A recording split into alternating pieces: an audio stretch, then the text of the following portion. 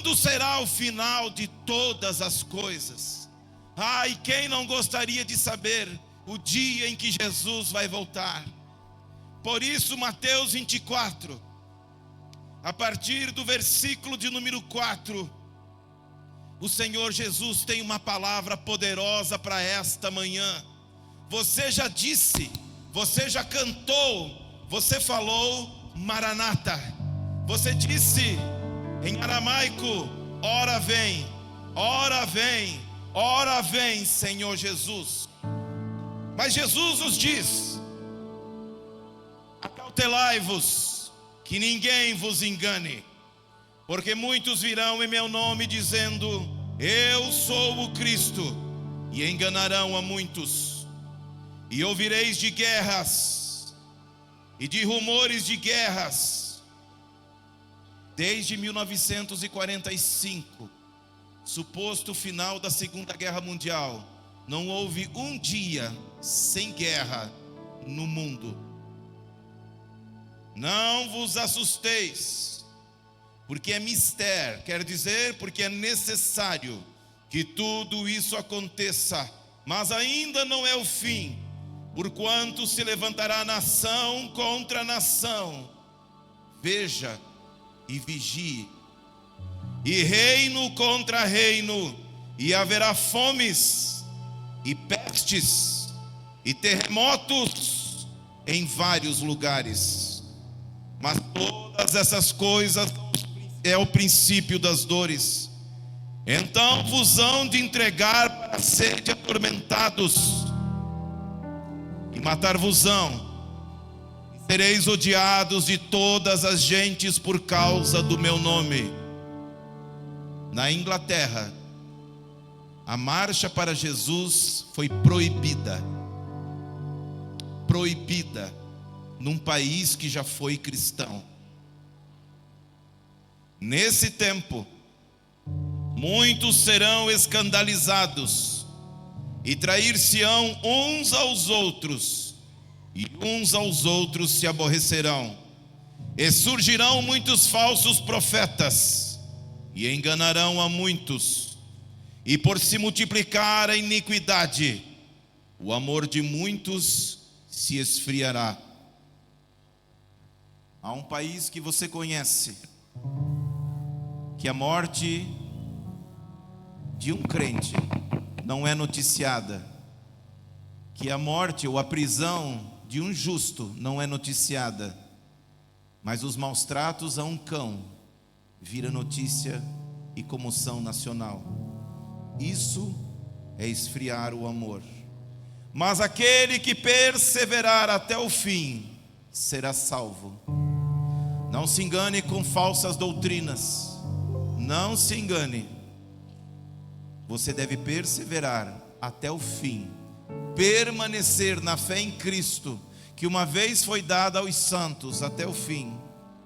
E este evangelho do reino será pregado em todo o mundo, em testemunho a todas as gentes. Então virá o fim. A palavra de Deus nos lembra: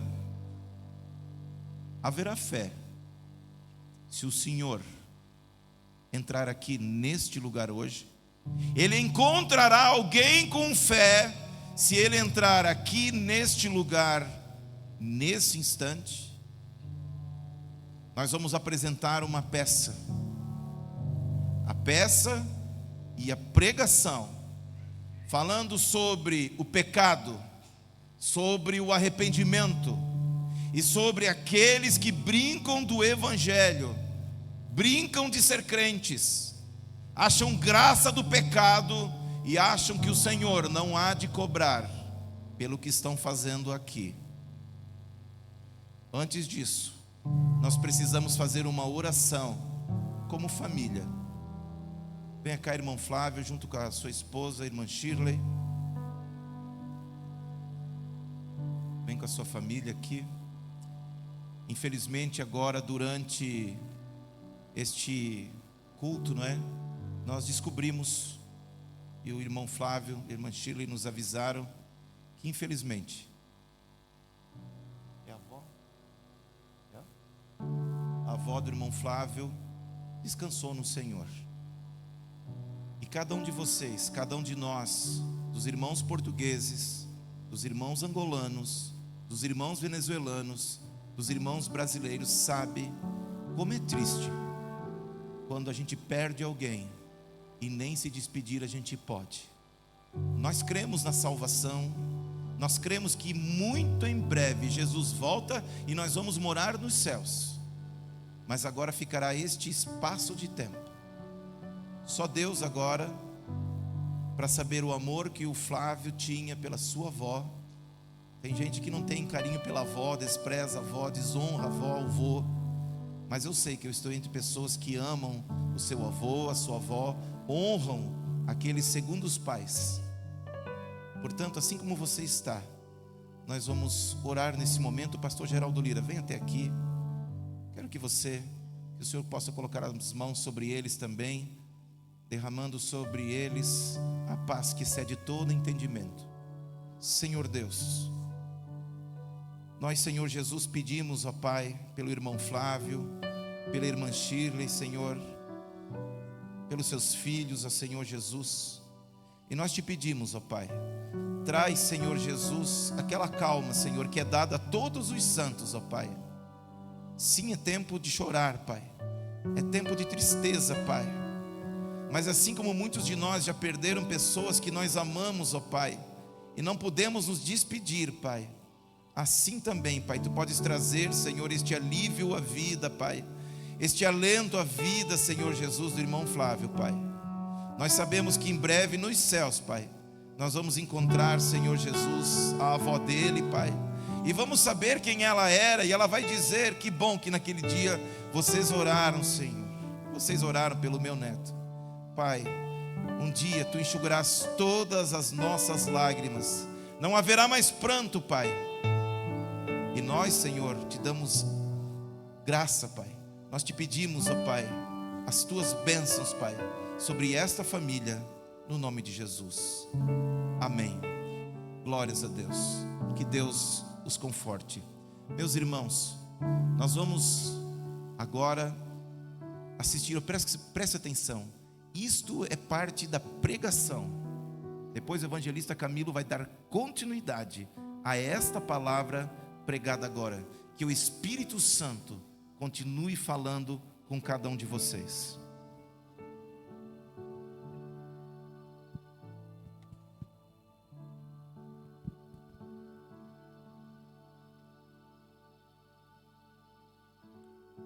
A Bíblia nos fala em Mateus 24, de 29 a 31, sobre a volta do nosso Senhor Jesus. E ao lermos esse texto, ficaremos realmente desejosos de saber quando o Senhor Jesus voltará. Mas eu gostaria de fazer-lhes uma pergunta. Como está a sua vida? O que você tem feito para Jesus? Gostaria que refletissem bem a respeito disso, pois a volta de Jesus será num dia e numa hora que ninguém sabe. Agora, imaginemos se de repente tudo escurecesse e se ouvíssemos uma voz dizendo: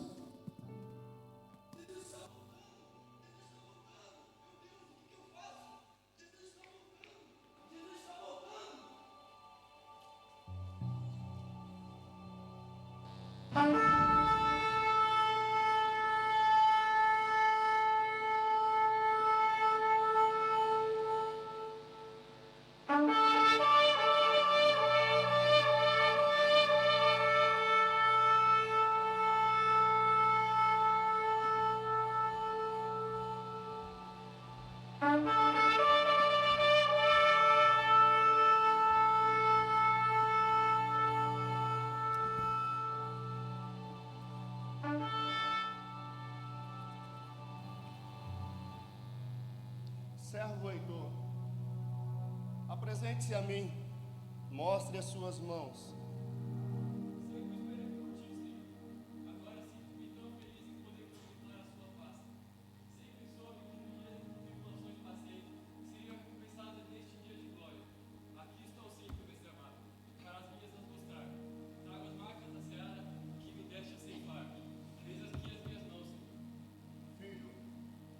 Sei que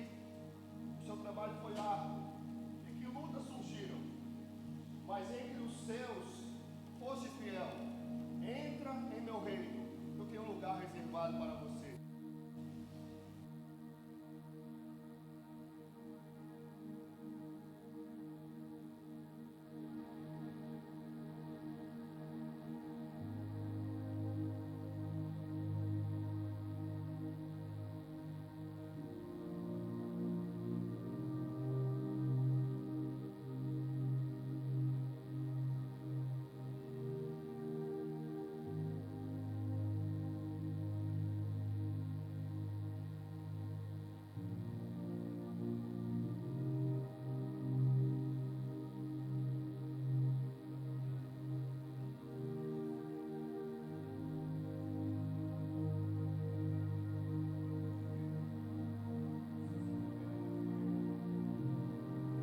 Através de você conhecer a salvação, aqui já não haverá mais dor. Eu enxugarei dos seus olhos toda lágrima. Filho meu tão amado, eu também sofri em nome do meu amor. Entre em meu reino, eu tenho um lugar preparado para você. Deus, Senhor.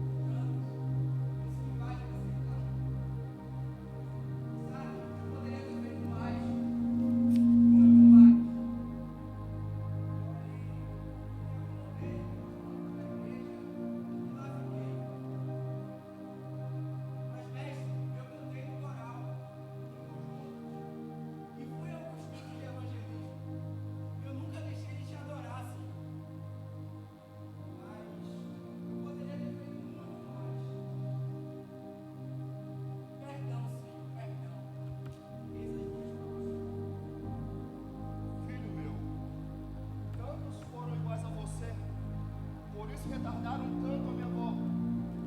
Muitos não conseguem entender por que é que as estrelas brilham, porque nunca conseguem olhar para o céu. E você nunca conseguiu entender o que era uma vida cheia do Espírito Santo, porque nunca desejou crescer. Mas cresce em meu nome. Por isso, entre em meu reino. Eu tenho um lugar preparado para você.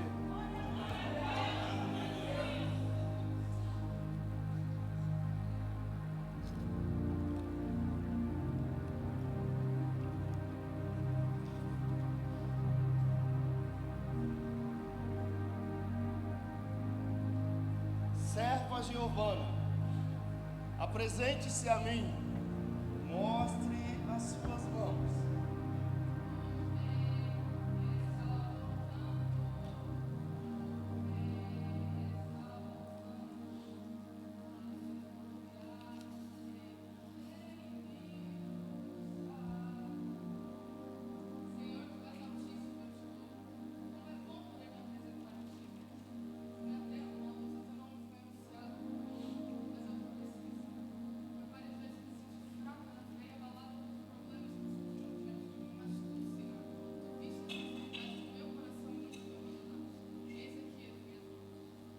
Filha, dissestes muito bem.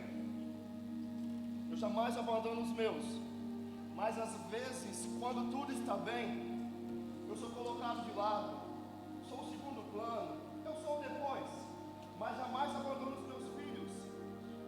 Momentos de fraqueza, todos podem passar, mas sentirem-se abandonados por mim, jamais. Eu posso entender que tenha se sentido fraca, mas foi na minha palavra, a Bíblia, que encontraste força e na oração a renovação da sua fé.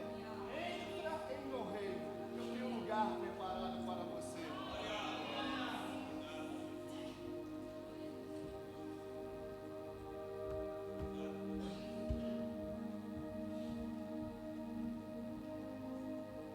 Serva Eduarda, apresente-se a mim, mostre as suas mãos.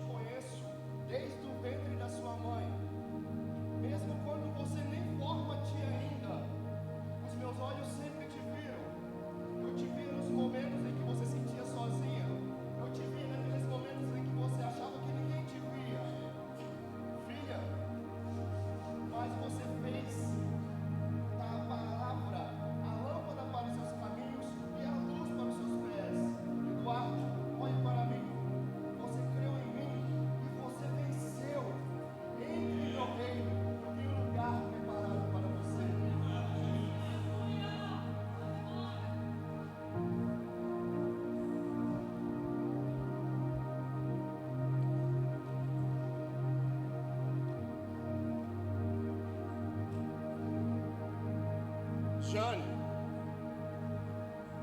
onde está você? Jane, mostre-me as suas mãos. Jane, onde está você? Quero ver tuas mãos. Não, Jesus, eu ainda não posso me apresentar. Jane, mostre-me as suas mãos. Por que te escondes? Não, Jesus, chame outra, por favor, eu ainda não posso me apresentar. Jane, aproxime-se. Mostre-me as suas mãos. Senhor, por favor, chame outra. Voltaste tão depressa, eu não pude me preparar. Jane, Perdão, Senhor, perdão. Passei todo o tempo duvidando que voltarias. Ouvi falar do teu nome e um dia até levantei a mão. Mas, Senhor, eu estava muito preocupada comigo mesma. Perdão, Senhor, perdão. Fui enganada, traída e contra a dúvida deixei-te de lado. Mas, Senhor, eu preciso me salvar, eu preciso. Jane, quantas vezes eu te livrei da morte? Quantas vezes eu te mostrei o caminho certo e não quiseste seguir? Jane, quantas vezes rias daqueles que falavam de mim? Quantas vezes você enganava-se a si mesma dizendo que eu não voltaria? Jane, eu voltei para buscar aqueles que são meus. E você, Jane, você não está entre eles. Você teve todo o tempo do mundo e não aproveitou. Afasta-se de mim. Não, Jesus, não! Jesus, eu preciso me salvar, eu preciso! Senhor, por favor, perdão, Senhor, perdão! Onde estão meus pais? Meus amigos? Você não disse que eu podia sempre contar com vocês? Os meus pastores? Onde estão vocês? Eu não quero! Onde estão agora?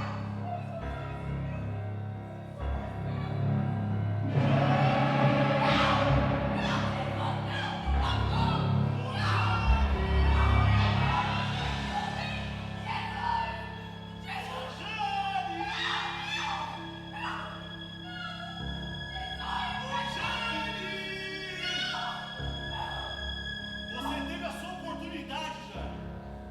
Você negou a ele. Você pecou com Deus eterno. A sua condenação vai ser eterna. Venha comigo para um lugar de tormenta, um lugar de choro e ranger de dentes. Busque ela.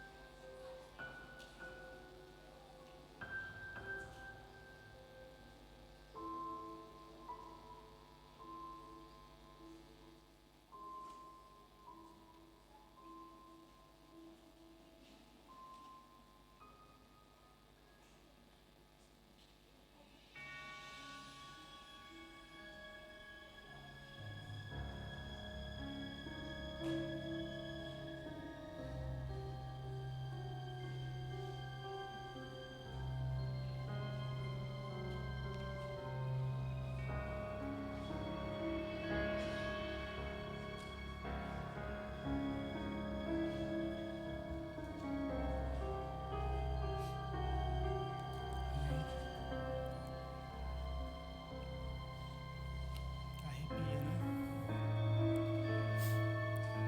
Saúde os irmãos com a paz do Senhor.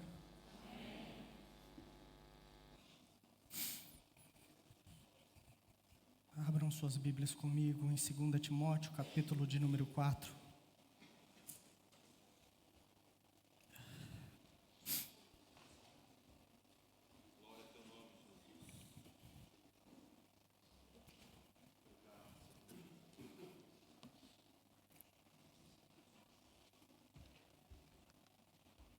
Senhor, nós te agradecemos porque o nosso nome está escrito no livro da vida.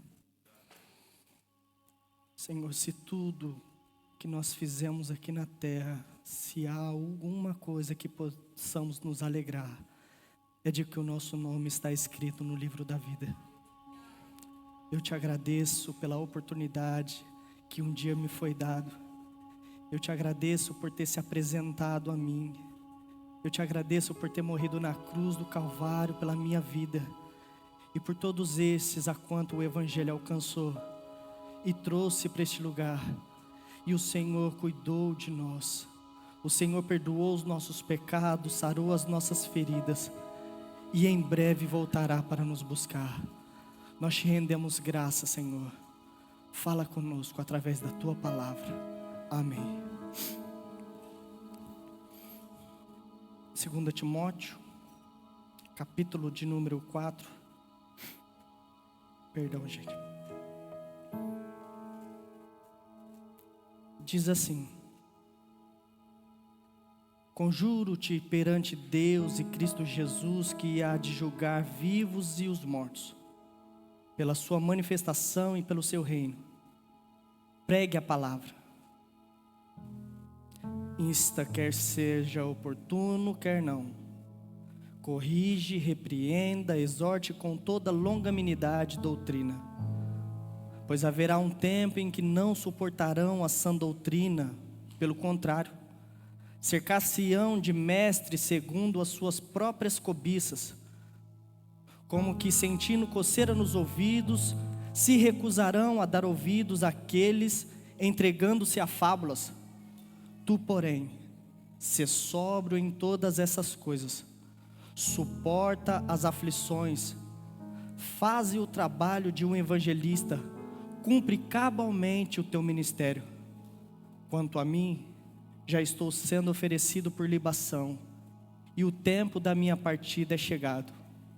Combati o bom combate, completei a carreira e guardei a fé. Já agora a coroa da justiça me está guardada, a qual o Senhor, o reto juiz, me dará naquele dia. E não somente a mim, mas também a todos quantos amam a sua vinda.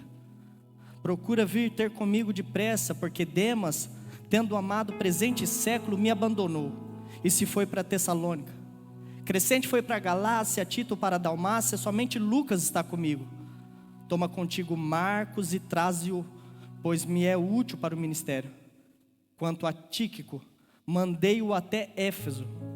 Quando vieres, traz a capa que deixei em Troade, em casa de Carpo, bem como os livros, especialmente os pergaminhos. Alexandre, o latoeiro, causou-me muitos males. O Senhor lhe dará a paga segundo as suas obras. Tu guarda-te também dele, porque resistiu fortemente às nossas palavras. Na minha primeira defesa, ninguém foi ao meu favor. Antes, todos me abandonaram. Que isso não lhe seja posto em conta. Mas o Senhor me assistiu e me revestiu de forças, para que por meu intermédio a pregação fosse plenamente cumprida e todos os gentios a ouvissem. E fui libertado da boca do leão. O Senhor me livrará também de toda obra maligna e me levará salvo para o seu reino celestial. A Ele glória pelos séculos dos séculos. Amém. Eu chorei agora quando essa alma foi carregada, porque ela teve todos as condições para estar, ou para que o seu nome estivesse no livro da vida, e ouvir da boca do próprio Deus dizendo: Jane, entre. Mas ela não deu ouvido à palavra que foi ministrada. Ela não aceitou as oportunidades que Deus a deu. E eu chorei aqui. Não só eu também vi o Léo ali enxugando as lágrimas, e quem não se compadece. E uma questão, isso não é uma peça, isso é uma demonstração da realidade. Jesus diz que naquele dia haverá muitas surpresas. Estamos aqui diante, nós podemos dizer que recebemos essa carta do apóstolo Paulo. É como se um mensageiro tivesse vindo e entregasse a mim, e eu li aqui as palavras do apóstolo Paulo. Essas são as últimas palavras dele. Foram as últimas palavras que o apóstolo dos gentios escreveu, e eu a transmiti a vocês. Ela tem um endereço. Essa carta foi direcionada a Timóteo, seu filho na fé. Ele é o jovem Timóteo. Mas essa carta é lida para vocês. E eu já quero abrir aqui uma pergunta. Se você soubesse que o tempo da sua partida é chegado e que Jesus fosse te chamar amanhã, quais seriam suas últimas palavras? Para quem que você escreveria? Para quem que você ligaria? E o que você diria? Estamos diante das últimas palavras do maior evangelista do Novo Testamento, o Saulo de Tarso. Essas são literalmente as últimas palavras, mas também em Atos, ele vai encontrar lá em Atos 26, ele vai encontrar também os presbíteros. Muito obrigado. E quando ele vai encontrar esses presbíteros na Macedônia, ele vai dizer: amigos, irmãos, essa é a última vez que vocês me vê. De agora em diante vocês não me verão mais. Um jovem profeta Ágabo chega para ele, o amarra com um cinto, bem no estilo dos profetas antigos, e diz: assim se fará com o dono desse cinto quando for para Jerusalém. E o apóstolo Paulo diz: olha, eu sei o que me espera em Jerusalém, e eu não tenho a minha vida, em nada na minha vida eu tenho por preciosa, porque eu estou certo que de cidade em cidade, aonde eu for, o Espírito Santo já me disse: o que me espera são prisões e cadeias. Mas eu estou prestes a ir, e não somente a ficar preso, mas se Deus assim permitir, ser derramado, desde que eu cumpra o meu ministério, desde que eu complete a minha carreira e acabe a minha fé. Em 2 Timóteo 4, nós vamos ver alguns nomes que foram citados, mas há pelo menos 3 que saltam do texto em evidência. E o primeiro é o jovem Timóteo. Na primeira carta que Paulo escreve para Timóteo, no capítulo 4, versículo 12, então 1 Timóteo 4, 12, Paulo diz: Timóteo, que ninguém despreze a tua juventude, ninguém despreze a tua mocidade, ninguém te despreze por ser jovem, cumpra cabalmente o teu ministério. O que é ministério? Ministério, muita gente não entende, não compreende essa palavra. Pergunta, talvez tenha alguma coisa a ver com o Ministério da Justiça, o Ministério da Fazenda. E esse Ministério da Justiça, o Ministério da Fazenda, ele tem origem no latim, que é ministerium, que significa serviço. Significa trabalho em prol de alguém. Mas no texto bíblico, a etimologia, ela vem do grego, a palavra é diaconia, da onde se deriva a palavra diácono. E muita gente não sabe, diácono significa serviço, servir. E o que é ministério? É uma obra, é uma missão dada por Deus, é um serviço, um ministério confiado pelo próprio Deus a alguém, para servir a alguém. Então Deus, ele deu ministério para nós. Eu estou cumprindo um ministério que é o ministério de evangelista. O Jeff está cumprindo um ministério que é o ministério da música. A música é um ministério e ele serve vocês. Você pode citar alguns ministérios que você conhece. Quando você serve alguém, você está cumprindo um ministério. É um serviço confiado pelo próprio Deus a você. E não temos como falar de serviço e ministério sem lembrar do apóstolo Paulo. O que ele está dizendo para Timóteo é: Timóteo, você é novo. Você é novo, mas já tem um ministério. Então isso não é para os pastores. O jovem já tem ministério. E o seu ministério é servir pessoas. Porque ninguém vem para a terra para viver, gozar das delícias do mundo, dos prazeres e morrer. Não. Prestaremos contas diante de Deus de tudo, inclusive do tempo em que nós estivemos aqui. Porque são dádivas dadas por Deus. São riquezas. Pastor Hermeson disse aqui uma vez, com uma sabedoria muito grande, dizendo que muito custoso é a vida dos seus santos aos olhos de Deus.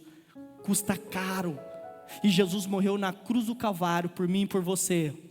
Mas não para que vivêssemos, comêssemos, nascêssemos, crescêssemos e morrêssemos. O tempo da nossa partida é chegado.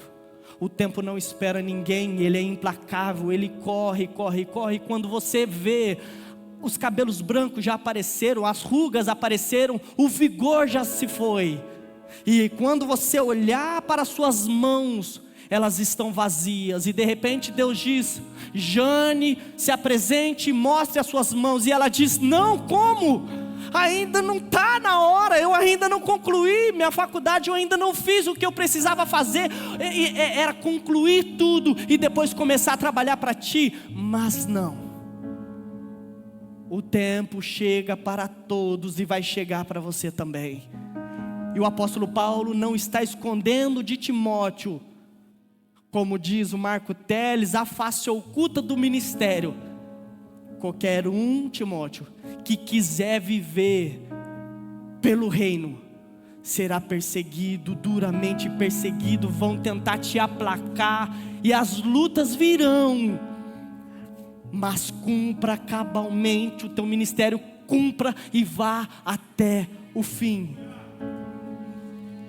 O segundo homem aqui é Demas.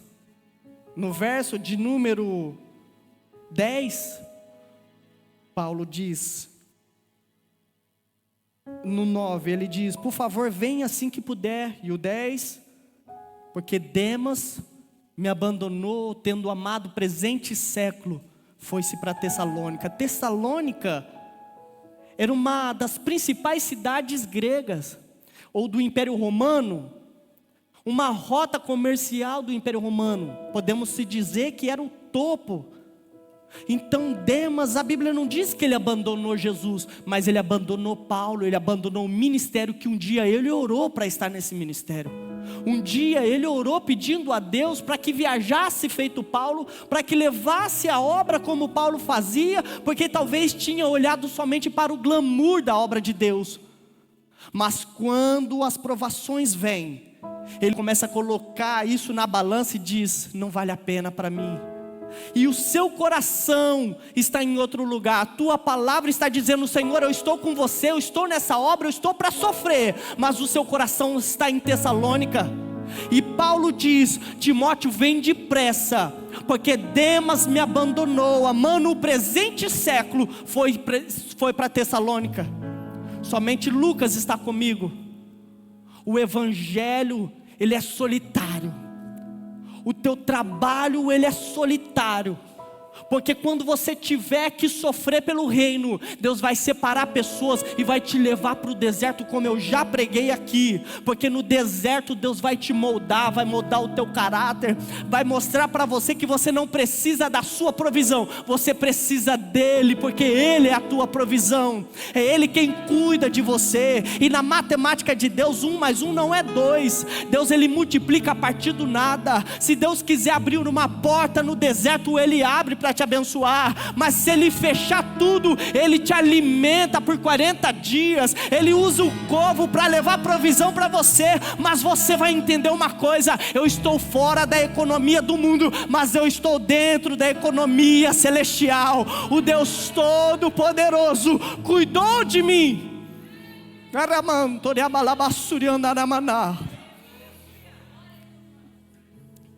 Agora o terceiro nome.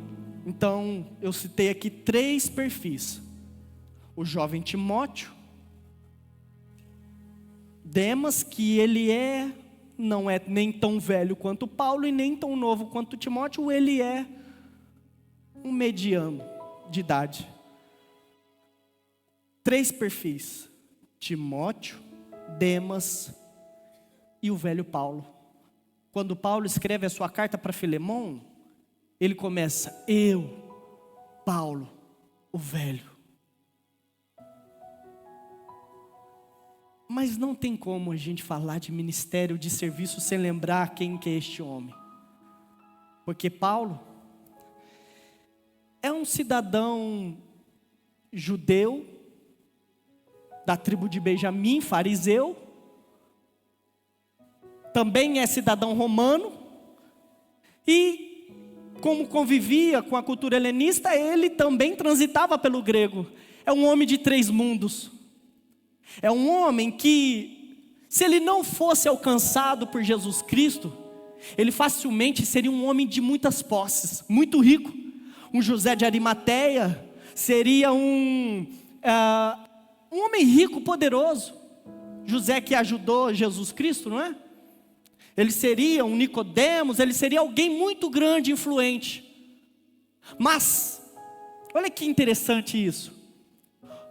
Quando a gente vê na Bíblia que Balaão estava sentado na sua mula, ele estava sentado na sua mula e ele estava tentando atravessar um caminho, e na frente da mula está um anjo com uma espada na mão, esperando que Balaão venha para o matar. Deus abre o olho daquela mula e a mula não vai, porque Balaão não está vendo, mas a mula está vendo o anjo com uma espada desembainhada. É um príncipe do exército de Deus, um guerreiro poderoso que está ali, mas só se vê espiritualmente. Lá em Josué também, esse mesmo guerreiro aparece com uma espada na mão. É um homem muito poderoso e guerreiro. Aleluia. Mas Paulo se achava o grande. Paulo se achava o grande porque perseguia a igreja. Paulo foi até Jerusalém, pegou cartas para perseguir o povo. Porque quando o evangelho, a partir de Jesus Cristo, começa a crescer, o primeiro mártir da história, Estevão, quando é apedrejado e morto, Paulo está lá consentindo na morte.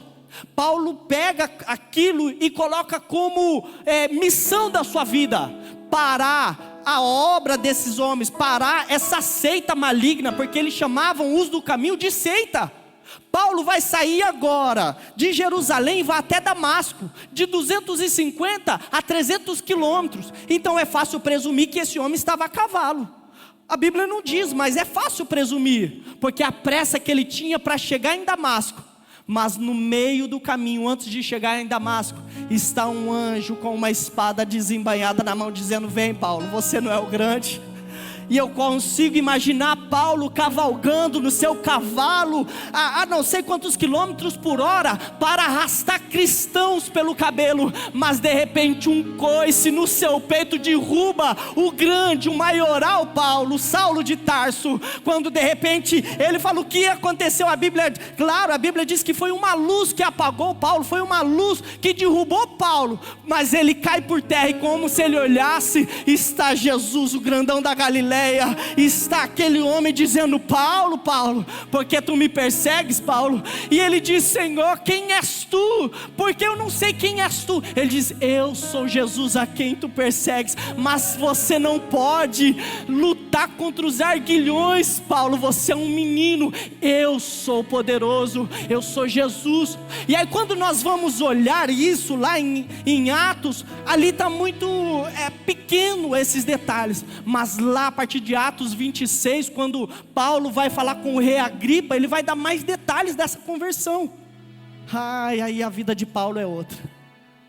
Paulo diz: então és tu, Senhor. O Senhor é Jesus Cristo, Filho de Deus. Sim, Paulo. E eu tenho uma missão para você. Você foi instituído, eu te escolhi para que o evangelho fosse levado aos gentios. Podemos imaginar que Pedro também é pregador dos gentios, porque em Atos 10, em Cornélio, vem aquela descida, mas ali era para mostrar para Pedro: Pedro, o meu evangelho vai ser derramado sobre os gentios. Mas existe um homem que vai dar a sua própria vida, como Jesus Cristo, em prol dos gentios. Isso aqui me constrange demais. Porque a partir daquele momento ele vai precisar de uns belos anos para digerir aquilo. Ele vai ficar 14 anos no anonimato. entra para dentro da casa de Ananias, vai ser curado ali, mas ele vai começar a aprender agora com Jesus Cristo. E Jesus Cristo vai dar uma oportunidade para ele, vai permitir que demônios venham todos os dias o atormentar. Ele diz: um espinho na carne me foi dado, Deus permitiu isso. E quantas vezes eu orei para que Deus tirasse esse espinho da carne, mas Ele nunca tirou. Por que Ele nunca tirou? Porque a grandeza das visões que Ele me mostrou, isso poderia me corromper, mas Deus permitiu isso. Aleluias. O homem grande, que se achava grande, foi derrotado por Deus, mas quando ele não era nada, Deus o elevou e disse: agora você vai levar, você vai sangrar por eles, você vai sangrar pelos gentios agora. 14 anos no anonimato, eu consigo imaginar ele todos os dias ali lendo a palavra e talvez cantando: Amazing Grace, how sweet the sound that saved a wretch like me.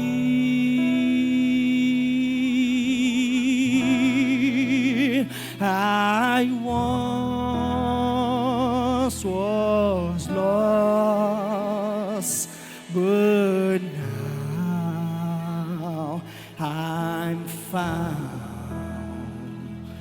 Was blind, but now I see.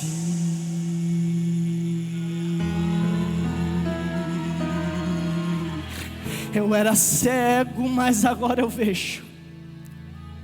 Eu era cego e por isso eu persegui o teu povo. Mas agora eu te vejo, os meus olhos te contemplam.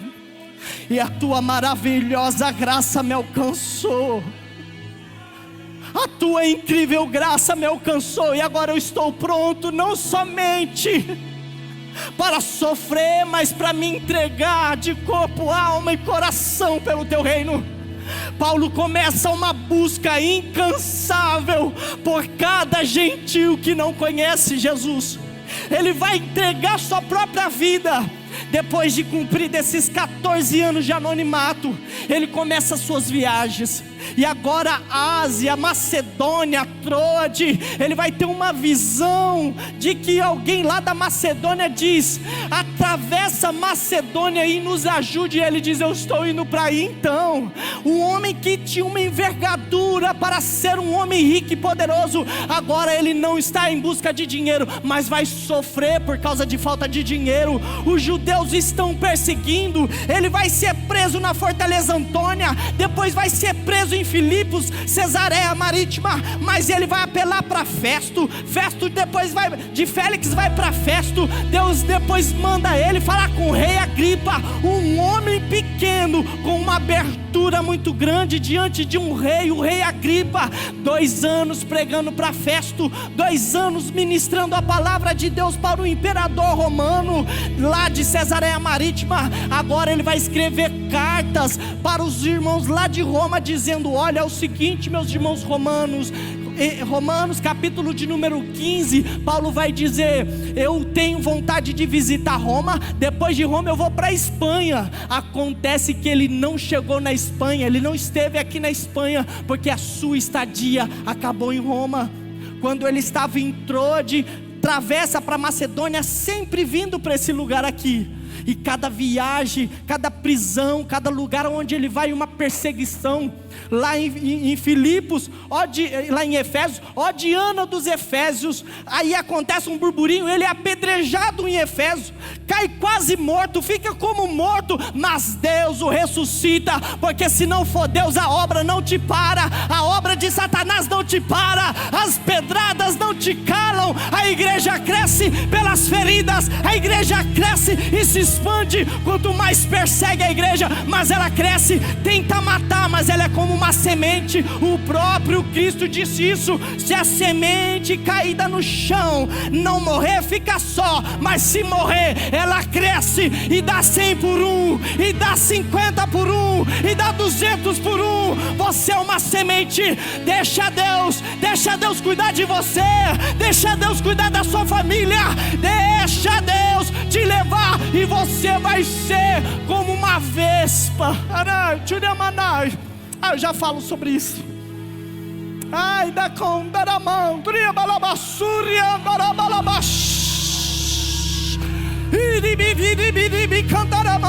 eu sinto a glória e a presença de Deus. Aleluia, aleluia, aleluia.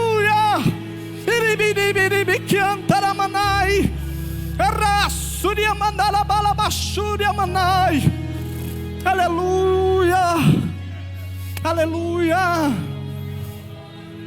aleluia.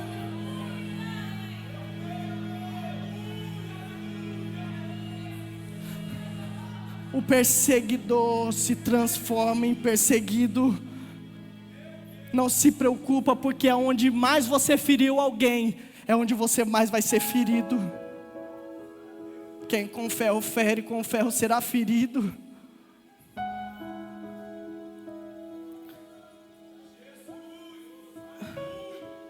Como cidadão romano, ele tinha um direito: eu quero ser julgado por César.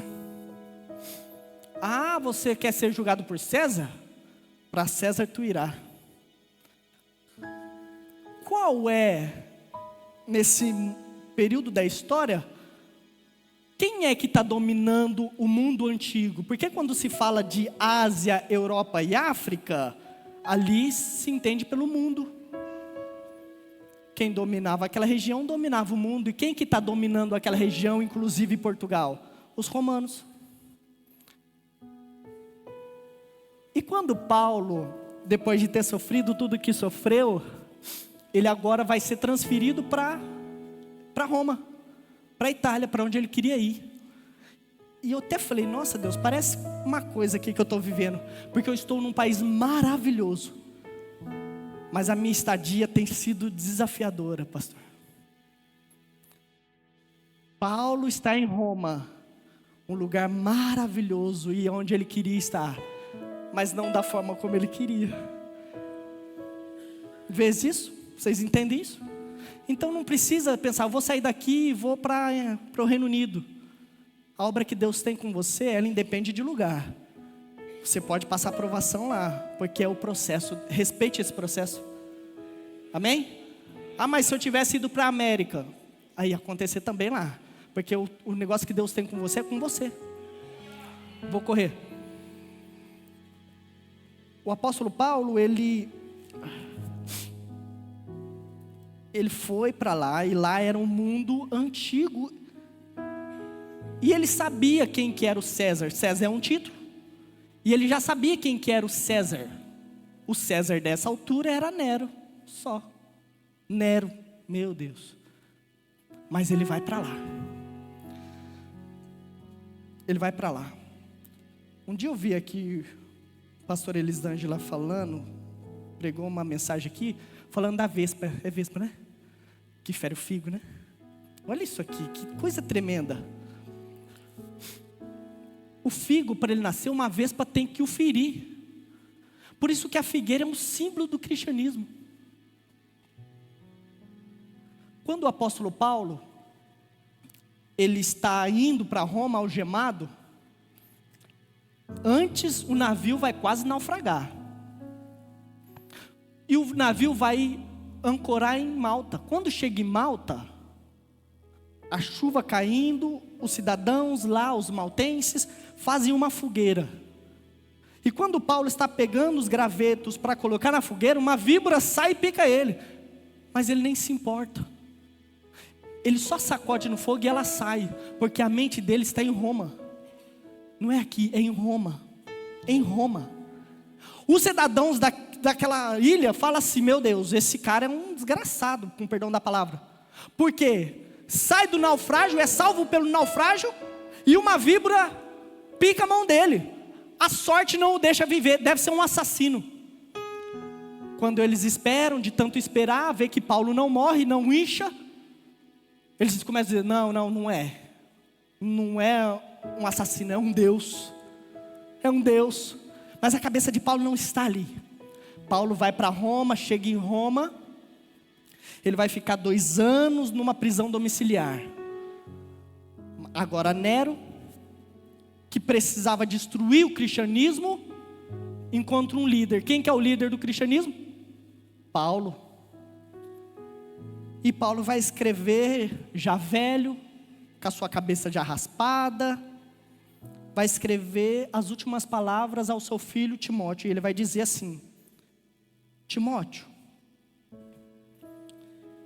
deixa eu voltar aqui. Timóteo, eu conjuro-te perante Deus e Cristo Jesus, que há de julgar os vivos e os mortos pela sua manifestação e pelo seu reino.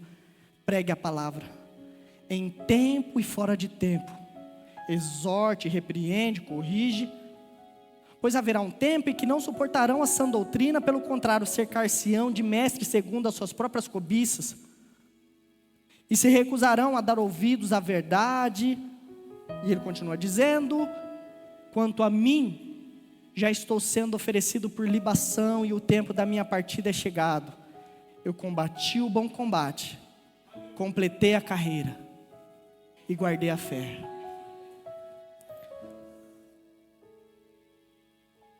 Paulo já sabe que a sua condenação a essa altura já tinha saído. Vai ser morte por decapitação.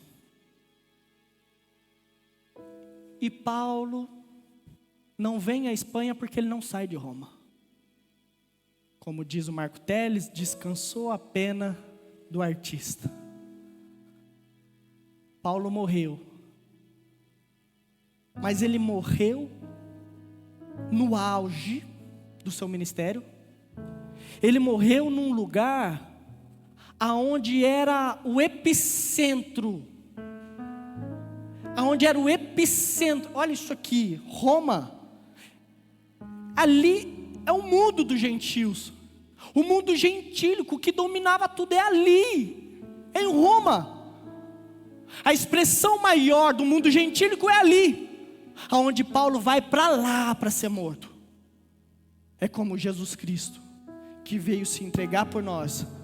Agora o apóstolo Paulo foi até Roma para ser morto e se entregar lá. E essa semente que caiu, germinou. Constantino, alguns anos depois, o imperador romano vai oficializar o cristianismo como a religião do império. A morte de um homem gerou isso, e isso chegou até nós. Então esta carta é para mim e para você. Cumpra cabalmente o teu ministério até o fim.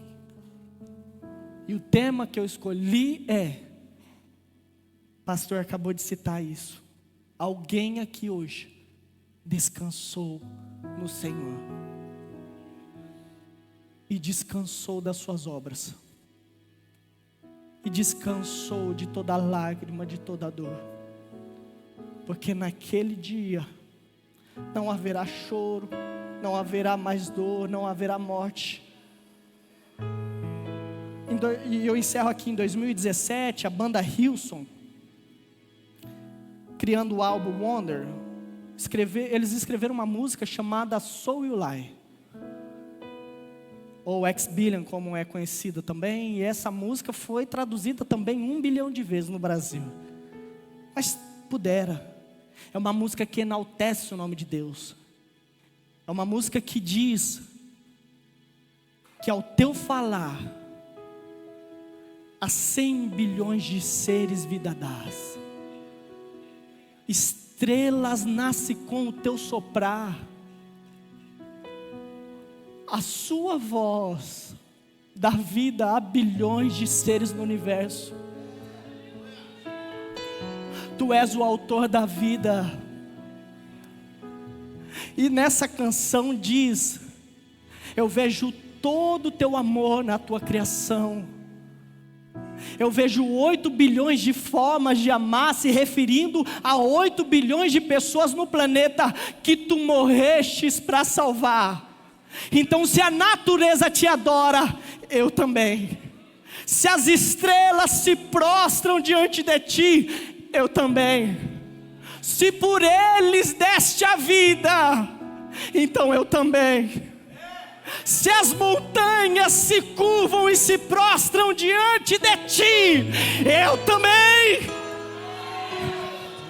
A natureza clama por ti, então eu também. Se descermos no abismo mais profundo, nas fossas da Mariana, ali encontraremos um peixe, mas esse peixe está louvando o seu nome, ele louva o nome do Criador. Se subirmos na montanha mais alta, ali há pintinhos, ali há uma águia que está louvando o nome do Senhor. As estrelas em conjunto, as galáxias passam a existir pela voz de Deus. E esse Deus Todo-Poderoso, que é o autor da vida, está dizendo: Paulo, se você sangrar na terra, se você entregar sua vida pequenina nas minhas mãos, eu vou te chamar para cá, e aqui você vai viver a verdadeira vida, e aqui você vai viver eternamente. Sai desse plano terreno, sai desse mundo limitado, sai desse tempo temporal e vem para o atemporal, sai dessa ordem cronológica e vem para o ilimitado. Então Deus te chama: sai do pequeno e vem para o grande. Abandona suas frustrações, abandona os seus desejos e viva a tua vida para Jesus, porque vai chegar um dia em que o teu nome vai ser chamado, e Ele vai chamar cada um de nós. Mas o que vai fazer com que você adentre o reino dos céus são as obras que a partir de Cristo Ele vai realizar na tua vida. Porque toda árvore que estiver em mim, ela dará fruto, e a que não produz fruto é arrancada e lançada fora. Mas sem mim nada podeis fazer. Mas enquanto estiverdes em mim, vocês terão vidas e produzirão frutos. Quantos podem erguer as mãos lá no céu? Fique de pé, fica de pé agora. Aleluia, aleluia. Mas eu quero ainda fazer muitas coisas, eu ainda quero ganhar minha vida. Se você perder tua vida por amor de Cristo, você vai encontrar. E o tempo da nossa partida é chegado. Não estamos com tempo de fazer mais nada, estamos com tempo de ganhar almas para Jesus. Todos aqui são evangelistas. O evangelista não é o Magdiel, o evangelista não é o pastor. Você é um evangelista. Ide por todo mundo e pregai o evangelho a toda criatura. Cante, exalte ao nome do Senhor, pregue em tempo e fora de tempo. Se ninguém do seu lado fizer, faça você. Se ninguém for, vai você, porque Deus conta com você. E eu quero orar pela sua vida, e eu vou deixar eles cantar. Não vou insistir, eu vou falar uma vez. Quem aqui ainda não está produzindo frutos? E se você ainda não está produzindo frutos, eu vou lá na frente e vão olhar para minha cara. Não importa, não tema os homens, tema a Deus. Saul temeu os homens. Samuel falou: mas você é burro. Em vez de temer a Deus, você foi temer aos homens. Então esqueça quem está do seu lado. Eu quero orar. Se você: Camila, eu ainda não estou produzindo frutos como eu deveria, pode rasgar esse momento e vir aqui na frente, que eu vou orar pela sua vida. E Deus vai derramar agora uma unção sobre a sua vida, poder e graça sobre a sua vida. E ouvir aqui você diz: Senhor, eu não estou por conta própria, não. Eu não tenho capacidade de ir a lugar nenhum. Eu não tenho dinheiro para ir a lugar nenhum. Eu não posso ir para Roma, para Itália, para o Cazaquistão. Eu não posso ir para lugar nenhum. Mas eu estou aqui. Se eu morrer hoje, eu estou aqui na frente. Se eu não fizer nada, eu estou aqui dizendo: eu estou disponível para ti. Então vem, que a gente vai fazer uma rápida oração. Vem. Quero aceitar Jesus? Vem. Se você ainda não aceitou Jesus, vem nesse momento também. Mas eu quero que você faça um sinal. Quem aqui ainda não entregou sua vida para Jesus, levanta a tua mão lá no alto para eu te conhecer. Quer aceitar Jesus agora? Quer aceitar? Vem, essa é a hora. Arabalaba,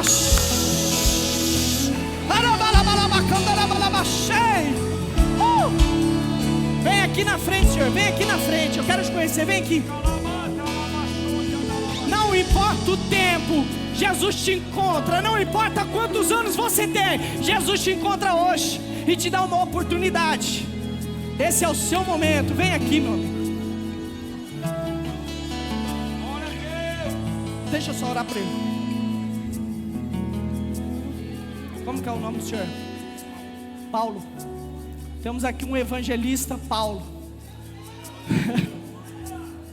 Hoje é o dia que o Senhor te encontrou. Hoje é o dia que o Todo-Poderoso te viu sentado ali no teu lugar. Também está aceitando a Jesus? Mais uma vida aceitando a Jesus aqui, igreja. E hoje Ele abre a salvação para você. Você crê no Filho de Deus? Ele crê no Filho de Deus. Ele crê no Senhor como Salvador da vida dele. E agora o pastor Breno vai orar pela vida dele. E ele vai entregar a vida dele, vai dizer: Senhor, escreva o meu nome no livro da vida. Não importa se eu tenho mais 1 ano de vida aqui na terra, se eu tenho mais 100, todos os anos da minha vida vai ser para te servir. Porque quando o Senhor chamar o meu nome, eu vou estar lá e eu vou reinar contigo. A igreja pode continuar em oração. Estenda as mãos para cá e o pastor Breno vai continuar. Vem aqui você, como que é o seu nome? Como? Você está entregando sua vida para Jesus, né? O José Pedro está entregando a vida dele para Jesus. Aqui está o Paulo e aqui está o José. Um de uma idade e o outro de outra. Quem tem mais tempo? O tempo é igual, porque Jesus vai chamar cada um segundo a sua vontade. Muitos de nós já não temos tempo nenhum, mas Ele vai entregar a sua vida. Eu vou pedir para o pastor Emerson, os pastores aqui, fazer uma oração. E eu quero orar por você. Não é só mais um dia, não é um dia qualquer. É o dia em que você está se posicionando diante de Deus e falando: Deus, faça o que tiver de fazer na minha vida. Se eu tiver que deixar os meus sonhos em segundo plano, já são segundo plano. Em primeiro lugar é o teu reino. Seja feita a tua vontade, assim na terra como no céu. E eu vou lutar por algo maior. Então feche os seus olhos e eu oro pela igreja. Altíssimo Deus e eterno Pai, nesse momento a tua palavra pregada e ministrada aos nossos corações. Aqui estão pessoas que têm sonhos e projetos de serem médicos, de serem artistas, jogadores, whatever, Senhor. Mas nós oramos para que o Senhor os dirija a pregar a tua palavra. Faça dessa igreja uma igreja missionária. Derrama graça sobre essa igreja, derrama unção sobre essa igreja. Direciona, dá direcionamento e posição sobre essa igreja. Limpa a igreja dos pecados, limpa os teus filhos, purifica e continua a tua obra. Abençoa o ministério de louvor. Usa as nossas vidas, é o que nós te pedimos e te agradecemos. Amém, amém, amém, amém.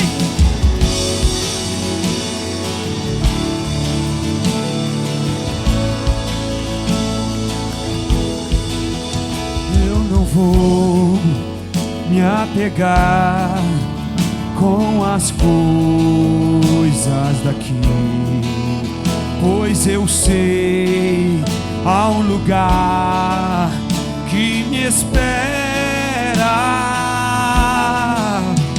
Estrangeiro eu sou, o meu lar, meu Jesus vem buscar a sua noiva, e Ele virá num piscar de olhar. Quem estiver pronto com Ele irá, na sua glória com Ele morar. Ele vem, não mais tristeza, não mais temor. Junto com os anjos cantar eu vou.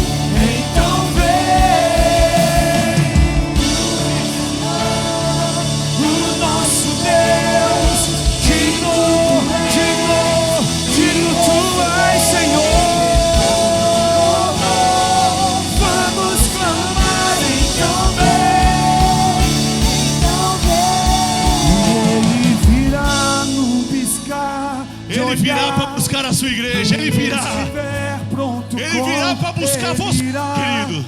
na sua Aleluia. glória com ele morar. Ele voltará para buscar você. Ele vem, Você é a igreja do Senhor. ele vem. Não mais tristeza, não mais temor. Junto com os anjos cantar eu vou. Digno é o Cordeiro que se entregou. Ele vem, Ele vem. Aplauda o Senhor Jesus. Glória a Deus. Aleluia, aleluia, aleluia, aleluia, aleluia. O Senhor Jesus está aqui neste lugar. Glória a Deus. Senhor, eu agradeço por essas pessoas que tiveram uma decisão tão importante de se entregar ao Senhor. E eu tenho certeza que essas pessoas ouviram a voz do Senhor e se entregaram. Ainda há esperança. Se você entendeu tudo que foi falado no dia de hoje, eu tenho certeza que a sua vida vai mudar. Nós estamos num ano de evangelização, um ano de nós evangelizarmos. Vai chegar naquele grande dia em que Jesus vai recolher a tua igreja. Mas eu quero te perguntar, aonde está o seu esposo? Aonde está a sua esposa? Aonde estão os seus filhos? Aonde está a sua tia? Aonde está o seu tio? Porque se eles ainda não entregaram a vida para Jesus, ainda há esperança de você pregar o Evangelho, de você levar o Evangelho. Porque naquele grande dia, eles, se tiverem eles sem Jesus, eles vão ser condenados ao inferno. Mas enquanto você está aqui ouvindo essa palavra, saia do teu lugar e pregue a palavra. Amém? Amém, queridos. Toma o seu assento. Eu quero falar de uma parte muito importante aqui no culto. Quero agradecer a vida do evangelista Camilo, que trouxe uma poderosa palavra. Amém. Obrigado. Que palavra poderosa. Amém, aleluia. Amém. Jesus voltará para buscar a tua igreja. Amém. Amém. Eu quero ser breve aqui. Atos capítulo 4, versículo 36 e 37. Atos capítulo 4, versículo 36 e 37. Eu vou estar lendo para não perder muito tempo. Atos capítulo 4, versículo 36 e 37 diz assim: Então José, chamado pelos apóstolos de Barnabé, que significa o filho da consolação, levita, natural de Chipre, possuindo uma propriedade, vendeu-se e trouxe o dinheiro e o depositou aos pés do apóstolo. Amém? Queridos, eu gosto muito desse texto, porque nós estamos vivendo em um tempo hoje de muitas pessoas que acham que o dízimo ficou no tempo da lei. Uma mentira, porque o dízimo ele vem antes da lei. Só que eu imagino as pessoas que não acreditam no dízimo, na oferta, que não acreditam em nada disso. Se você não acredita, eu quero te dizer que você precisa voltar a ler as Escrituras. Porque as ofertas, no momento que você entrega uma oferta na casa do Senhor, no momento que você é generoso com as outras pessoas, eu quero dizer que você prospera com isso. Eu gosto desse texto, porque a Bíblia vai dizer assim, que ninguém dizia. Eu vou dar um exemplo trazendo isso para o dia de hoje. O carro que eu tenho não é meu. O carro que eu tenho, eu divido com o próximo, eu divido com outras pessoas. Naquela época que eles estavam vivendo, na igreja primitiva, eles estavam vivendo nesse cenário. Então eu quero acreditar, para aqueles que acham que o dízimo é para o Antigo Testamento, eu quero acreditar que você está vivendo os dias atuais. Eu quero acreditar que você está vivendo como uma igreja primitiva, que entrega tudo. Uma igreja que entrega tudo. Aqui esses irmãos, eles tinham uma propriedade e dividiam com o próximo. Eles tinham uma casa, vendia a sua casa, entregava aos pés dos apóstolos. Os apóstolos pegavam aquele dinheiro e dividiam conforme a necessidade de cada um. Olha só o nível. Esse nível que os discípulos, os apóstolos estão vivendo aqui, é um nível para poucos. Muitos querem viver uma vida próspera, mas poucos querem entregar tudo a Jesus. Poucos querem. Se você vive um nível como esse, eu tenho certeza que na sua casa, na sua vida, você não vai sentir falta de nada. Porque tudo que você botar as mãos vai prosperar. Porque você teve uma mentalidade do reino de Deus. E a mentalidade do reino é entregar tudo. Entenda, pastor. Ah, pastor, mas eu tenho conta. Não estou dizendo para você deixar de pagar suas contas. Eu estou dizendo sobre uma mudança de mentalidade. Eu sou dizimista, eu sou ofertante, porque eu entendo. E agora nós precisamos ter uma mentalidade de ajudar aqueles que necessitam. As ofertas, os dízimos que é entregado aqui na igreja. Eu conheço essa igreja porque eu sou o segundo pastor dela.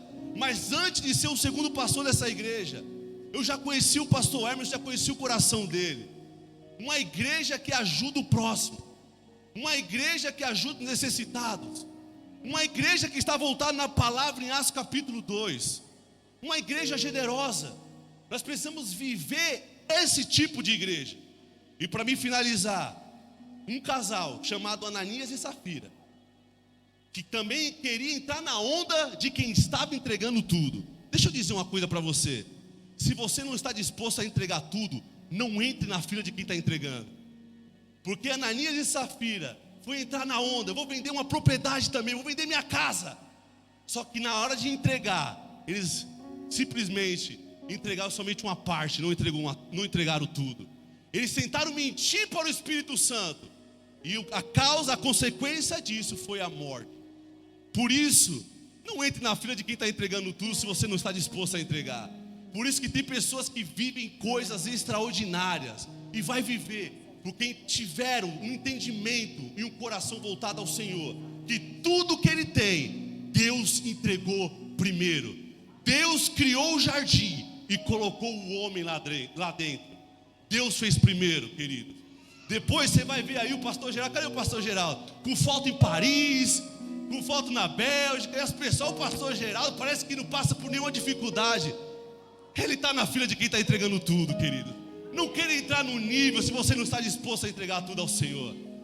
Existe uma palavra que vai nos dizer que só existe um momento que o Jesus chama, a Bíblia vai dizer, vai trazer outro Senhor, que é o dinheiro, mamon. Você não pode servir a dois senhores. Ou é de servir a Deus, ou ao servir ao dinheiro, esse espírito maligno chamado mamon. Por isso, nesse momento, eu quero convidar você que vai entregar ao Senhor uma oferta generosa. Se coloque de pé. Todos podem se colocar de pé, que eu vou orar por todos. Que a sua vida seja uma vida totalmente voltada a Deus, uma vida generosa. Que nós possamos voltar com uma igreja primitiva, uma igreja que tinha um coração disposto a entregar tudo ao Senhor. Que nesse momento você tenha as formas de entregar através das moedas, das notas e também através dos meios eletrônicos. Que nesse momento muda a sua mentalidade, uma mentalidade do reino. Amém? Estenda a sua mão, eu quero orar, e logo depois que eu orar, você pode sair do seu lugar e entregar a oferta. Amém? Pai, nesse momento eu oro, meu Pai, por cada um da sua igreja, cada pessoa que está aqui na sua igreja, Pai, que tenha uma mentalidade do reino, uma mentalidade, meu Pai, em que o coração de cada um é um coração voltado ao Senhor, que não serve a mamon, mas serve o teu reino, Pai. Que o Senhor possa prosperar em todas as áreas, que o Senhor possa abençoar em tudo, Pai. É o que nós pedimos e te agradecemos em nome de Jesus. Saia do teu lugar, oferta aqui essa manhã.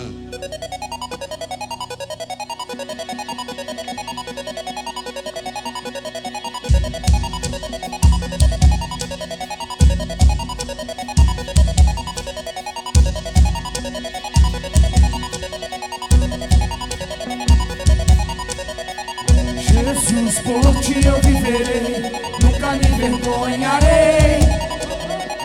Meu ser e todo meu louvor, teu, tudo é teu, tudo é teu. Jesus, por ti eu viverei, nunca me envergonharei. Meu ser e todo meu louvor, teu, tudo é teu, tudo é teu.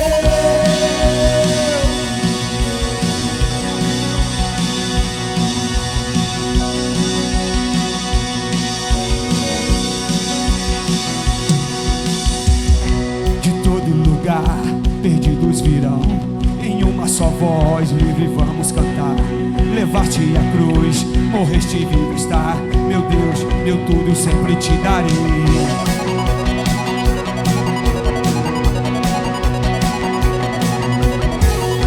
Mandaste Jesus do céu até nós, a todos livrou, sempre ouvirá. Busquei a verdade e a te